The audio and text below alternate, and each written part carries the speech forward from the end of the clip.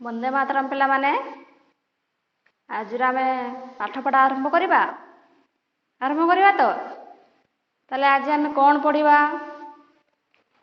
आज आमे जोग और वियोग आधारित धारा अंक किछि करवा उभय जोग आउ वियोग रे आधारित ताले आरंभ करवा।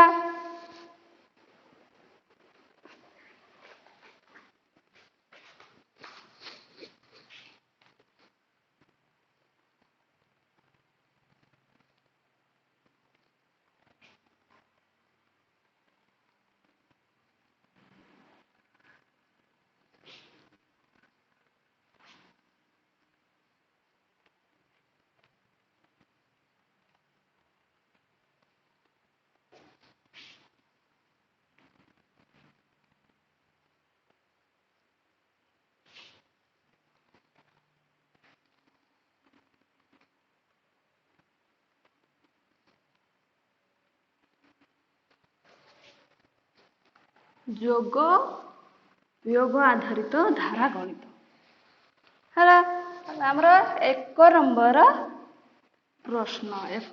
प्रश्न रे कौन कह जायछि गोटिए श्रेणी रे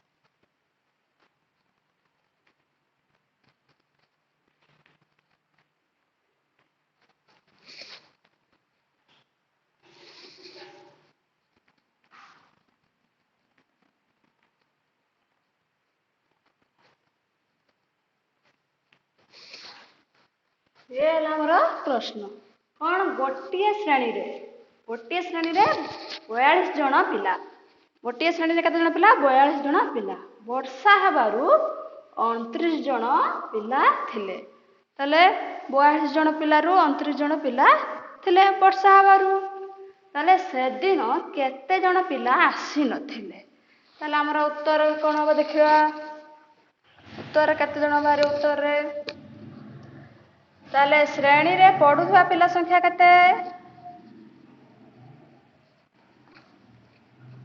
श्रेणी रे पढुथिबा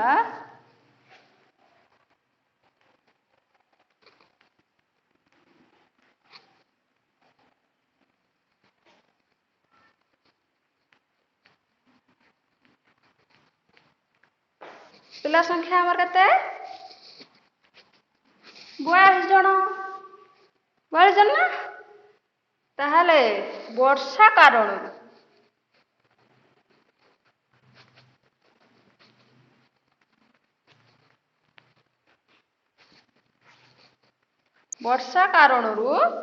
आसीथिबा पिला संख्या केते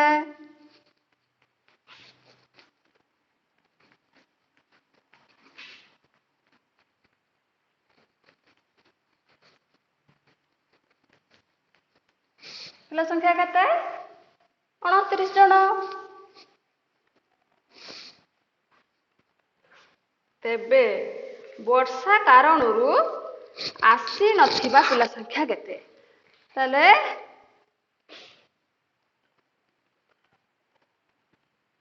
वर्षा कारणरू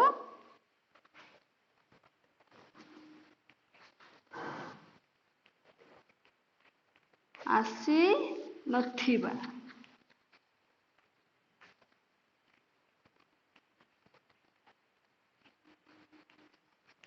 ପିଲା ସଂଖ୍ୟା କେତେ?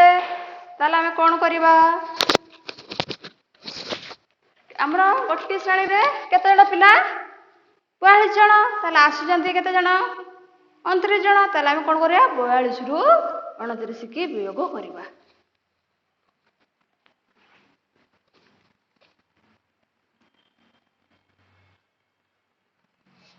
ତାହେଲେ 42କୁ 29ରେ ବିୟୋଗ କର।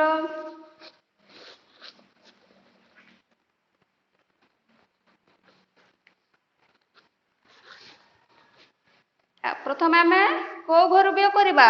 ଏକକ ଘରୁ। ତାହେଲେ ଏକକ ଘରୁ ଉପର ଅଙ୍କଟି କେତେ ଅଛି? 2। ତଳ ଅଙ୍କଟି କେତେ ଅଛି? 9। ତାହେଲେ ଉପରେ ସାନ ସଂଖ୍ୟା ଥିଲେ, ସାନ ଅଙ୍କ ଥିଲେ, ତଳ ବଡ଼ ଅଙ୍କ ଥିଲେ କ'ଣ ବିୟୋଗ ହୁଏନି? ତାହେଲେ କ'ଣ କରିବ? ତା ପାଖ ଅଙ୍କ ଠାରୁ ସେ 1 ଦଶ ଯେ କେତେ? 10। ତାହେଲେ ସେ 4 ପାଖରୁ 1 ଦଶ ଆଣିଲେ, ତାହେଲେ କେତେ ହବ? 12। ତାହେଲେ 12ରୁ 9 ଗଲେ କେତେ? 3। 4ଠୁ ଯୋଉ 1 ଦଶ ନେଇଯାଇଛି, ତାହେଲେ ଏଠି କେତେ ଅଛି? 3। 3ରୁ 2 ଗଲେ 1। ତାହେଲେ ଆମର ଏଠି ଲେଖିବା ଅତଏବ ବର୍ଷା କାରଣରୁ ସେଦିନ ପିଲା କେତେ ଜଣ ଆସିନଥିଲେ?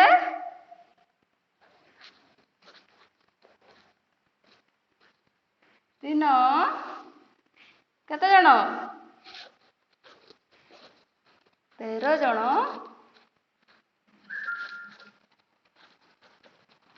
ପିଲା ଆସି ନଥିଲେ।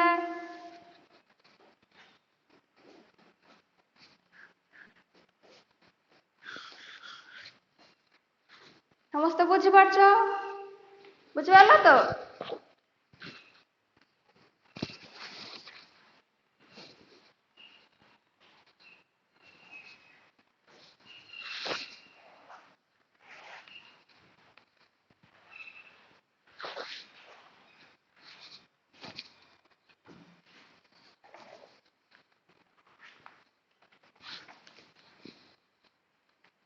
ତାପରେ 2 ନମ୍ବର।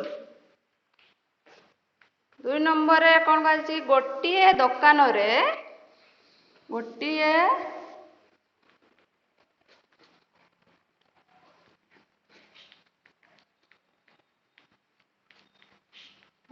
ଦୋକାନରେ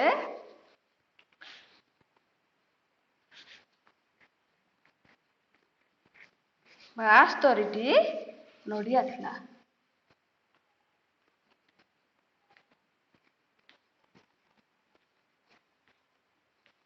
ନଡ଼ିଆ ଥିଲା। ସେଥିରୁ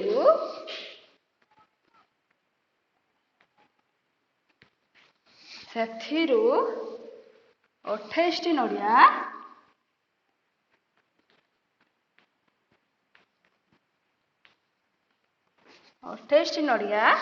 କ'ଣ ହେଲା? ବିକ୍ରି ହୋଇଗଲା।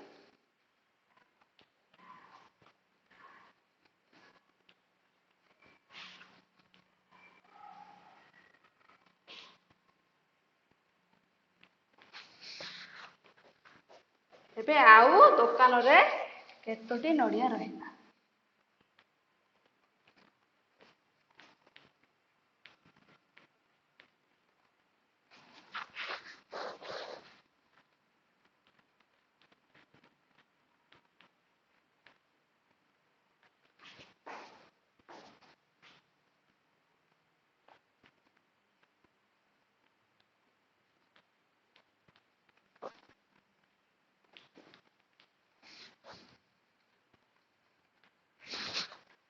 ତାହେଲେ ଆମର ଗୋଟିଏ ଦୋକାନରେ 72ଟି ନଡ଼ିଆ ଥିଲା। ସେଥିରୁ 28ଟି ନଡ଼ିଆ ବିକ୍ରି ହୋଇଗଲା। ତାହେଲେ ଆମେ କେତୋଟି ନଡ଼ିଆ ଆଉ ରହିଲା ଦେଖିବା। ତାହେଲେ ଦୋକାନରେ ନଡ଼ିଆ ଥିଲା କେତୋଟି? ଆମର ଉତ୍ତରରେ ଆମେ କ'ଣ ଲେଖିବୁ? ଦୋକାନରେ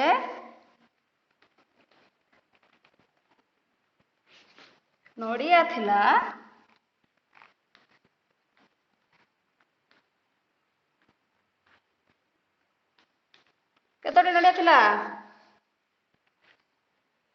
ବାସ୍ତରୀଟି ବାସ୍ତରୀଟି ନା ତାହେଲେ ବିକ୍ରି ହୋଇଗଲା କେତୋଟି ନଡ଼ିଆ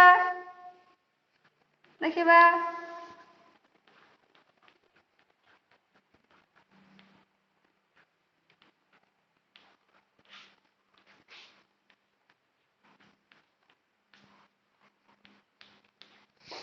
କେତୋଟି 28ଟି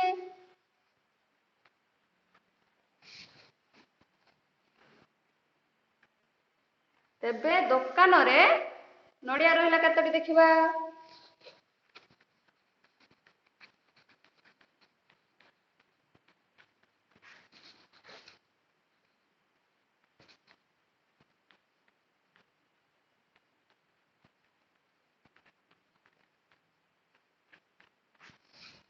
ତାହେଲେ ଆମେ କଣ କରିବା ମୋଟ କେତୋଟି ନଡ଼ିଆ ଥିଲା 72ଟି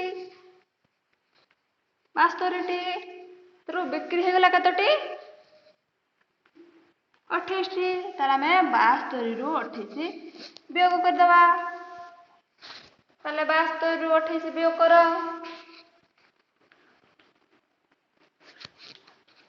ପରେ ସାନ ସଂଖ୍ୟା 2 ଅଛି ଯାଇପାରିବନି ଏକ ତ ସାନରେ କେତେ ହବ 12ରୁ 8 ଗଲେ କେତେ 4 ଏଠୁ ଯୋଉଠି ଏକ ଦଶ ନେଇଯାଏ ତାହେଲେ ଏଠି 6 ଅଛି 6ରୁ 2 ଗଲେ 4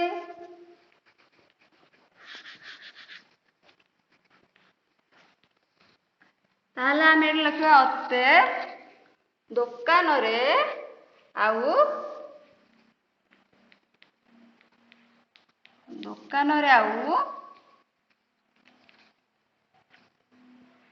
କେତୋଟି 44ଟି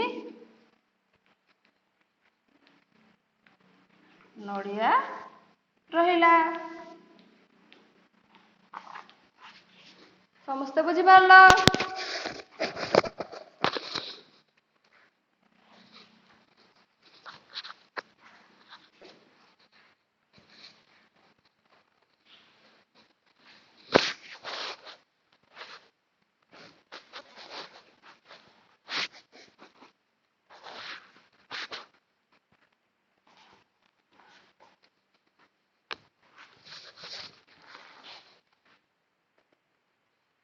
तापर 3 नंबर आम प्रश्न कौन गोटे पेंडूर दाम 35 टंका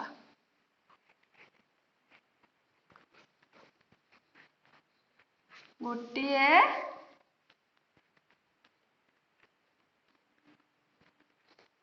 पेंडूर दाम केते टंका 35 टंका ओ गोटे खेलनार दाम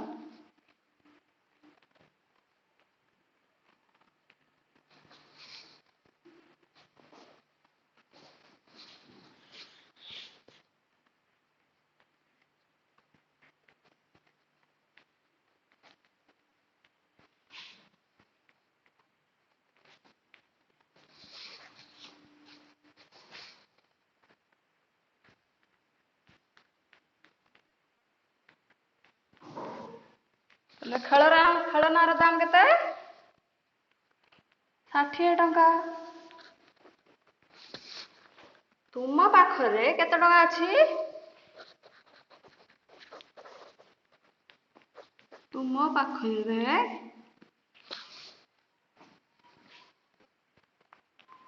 55 टंका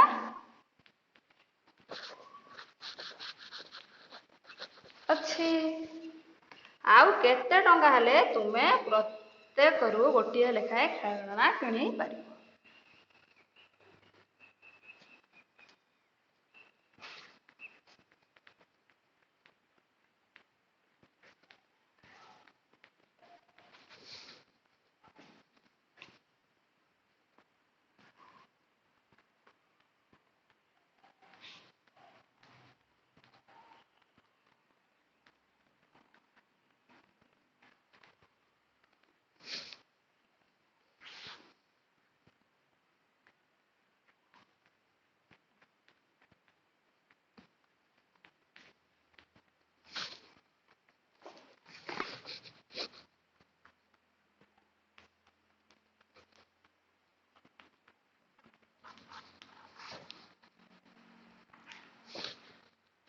ତାହେଲେ ଆମର ପ୍ରଶ୍ନ ଗୋଟିଏ ପେଣ୍ଡୁର ଦାମ 35 ଟଙ୍କା, ଗୋଟିଏ ଖେଳନା ଦାମ 60 ଟଙ୍କା। ତୁମ ପାଖରେ 55 ଟଙ୍କା ଅଛି। ଆଉ କେତେ ଟଙ୍କା ହେଲେ ତୁମେ ପ୍ରତ୍ୟେକ ଖେଳନା ଗୋଟିଏ ଗୋଟିଏ କିଣିପାରିବ? ତାହେଲେ ଗୋଟିଏ ପେଣ୍ଡୁର ଦାମ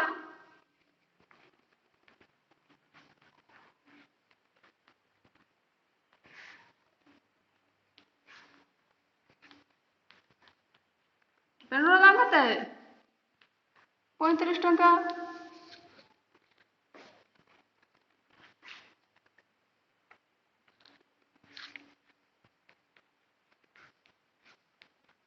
ଗୋଟିଏ ଖେଳନାର ଦାମ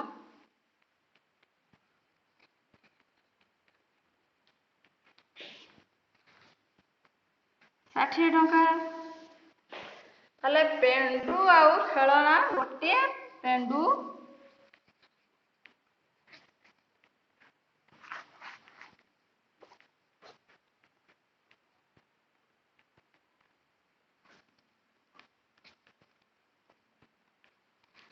ଓ ଗୋଟିଏ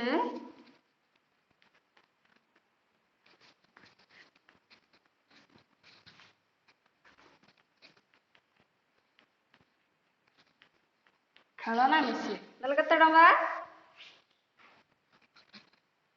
35 ଟଙ୍କା। ଆଉ କେତେ ଟଙ୍କା? 60 ଟଙ୍କା। ତାହେଲେ କେତେ ଟଙ୍କା ହେଲା? 35 ଆଉ 60 ମିଶିକି ଆମର କେତେ ଟଙ୍କା ହେଲା?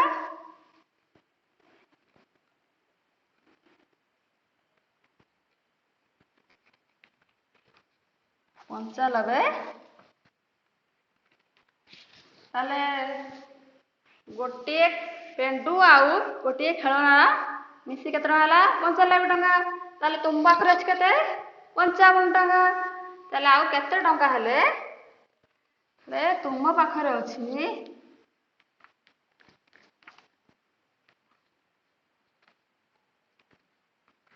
କେତେ ଟଙ୍କା ଅଛି? 55 ଟଙ୍କା। ତାହେଲେ ଆଉ କେତେ ଟଙ୍କା ହେଲେ ତୁମେ ଗୋଟିଏ ଗୋଟିଏ ଖେଳନା କିଣିପାରିବ? ତାହେଲେ ଆଉ କେତେ ଟଙ୍କା ଦରକାର?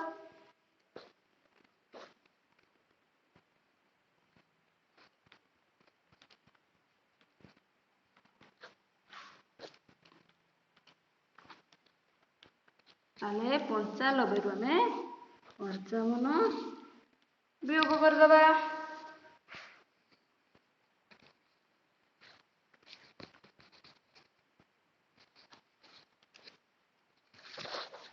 ତାହେଲେ କେତେ ଟଙ୍କା ଦରକାର? 40 ଟଙ୍କା। ତାହେଲେ ଆମେ ଏଇଠି ଲେଖିବା 80 ଆଉ 40 ଟଙ୍କା ହେଲେ ଆମେ ଗୋଟିଏ ଗୋଟିଏ ଖେଳନା କିଣିପାରିବା। ସମସ୍ତେ ବୁଝିପାରିଲ?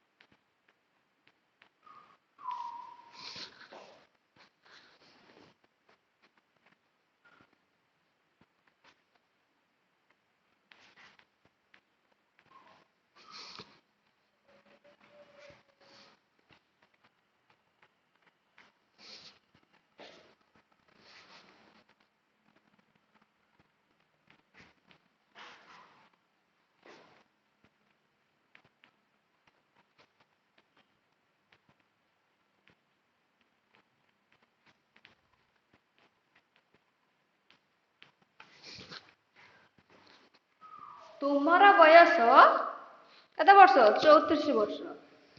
ମାଧବର ବୟସ ତୁମଠାରୁ 8 ବର୍ଷ ଅଧିକ। ଗୀତାର ବୟସ ମାଧବ ଠାରୁ 14 ବର୍ଷ ସାନ। ତେବେ ଗୀତାର ବୟସ କେତେ?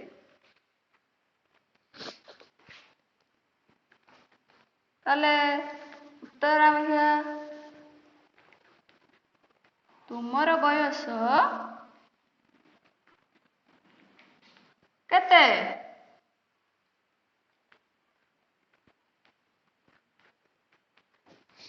34 ବର୍ଷ। ମାଧବର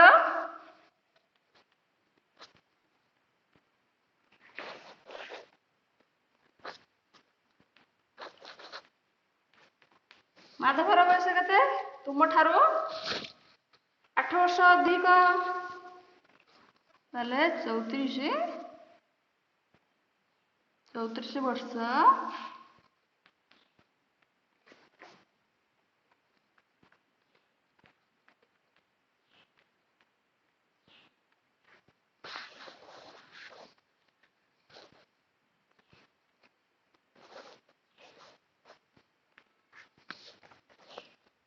କେତେ? 42 ବର୍ଷ। ତାହେଲେ ମାଧବର କେତେ ବୟସ? 42 ବର୍ଷ। ଗୀତା ମାଧବ ଠାରୁ କେତେ ବର୍ଷ ସାନ? 14 ବର୍ଷ ସାନ।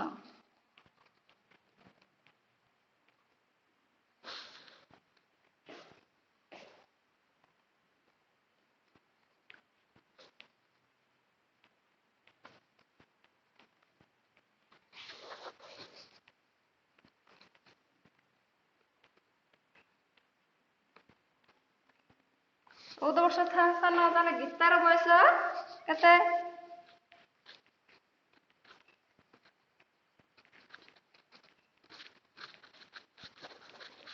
ଗୀତାର ବୟସ କେତେ?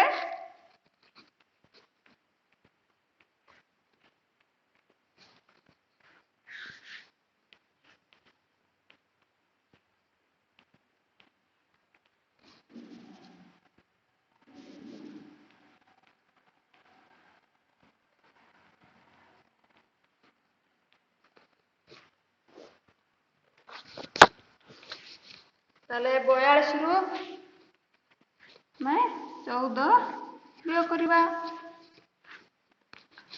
2 4 ଯାବେ 1 ଦଶମିକ 12 4 ଗଲେ କେତେ? 8। ଏଠି କେତେ ଅଛି? 3 3ରୁ 1 ଗଲେ 2। ତାହେଲେ କେତେ ହେଲା? 28 ବର୍ଷ। ତାହେଲେ ଆମେ ଏଠି ଲେଖିବା ଅତଏବ ଗୀତାର ବୟସ କେତେ ବର୍ଷ? 28 ବର୍ଷ। ସମସ୍ତେ ବୁଝିପାରିଲ?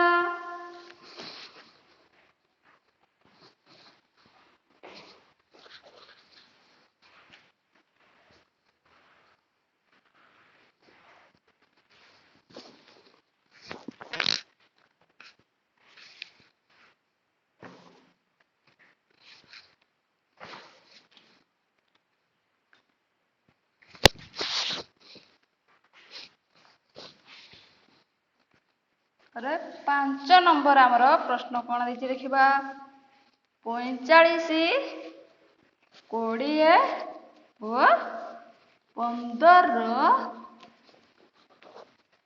समष्टि 100 ठारू केते कम 100 ठारू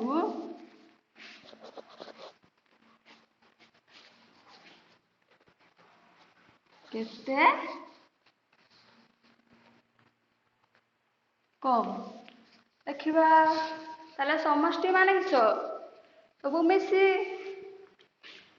ताले उत्तर आमर लिखा 45 20 और 15 समष्टि केते 45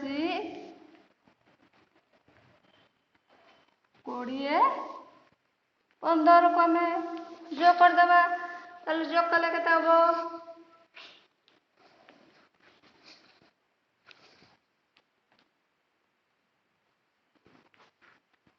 8 କେତେ ହେଲା 80।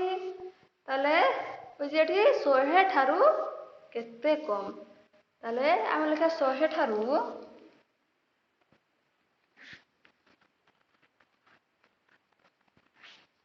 ଠାରୁ କମ୍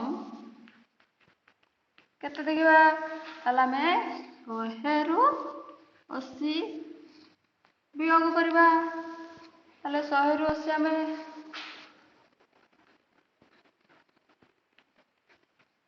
କେତେ ହେଲା 20। ତାହେଲେ ଆମେ ଲେଖିବା ଅତେବ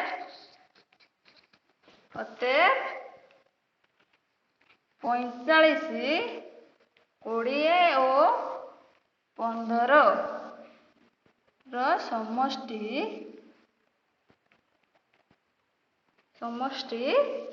100 ଠାରୁ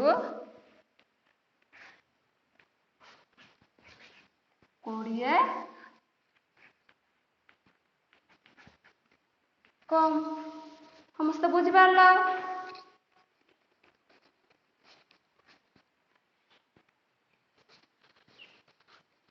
ତାହେଲେ ଇଏ ତ ଆମର ଥିଲା ଯୋଗ ଆଉ ବିୟୋଗରେ ଆଧାରିତ କିଛି ଗଣିତ ଆମେ କଲୁ।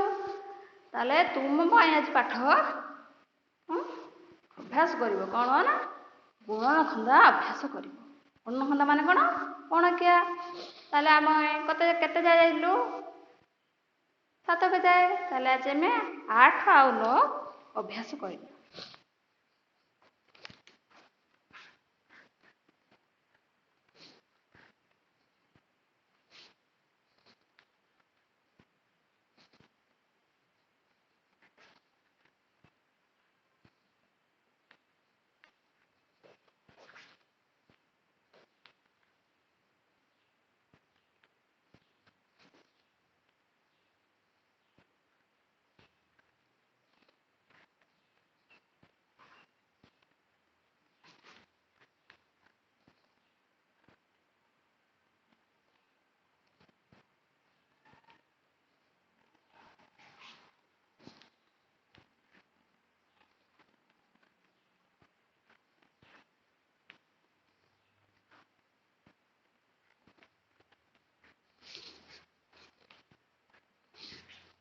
ये गला हमरो 8 के तापरे 9 के।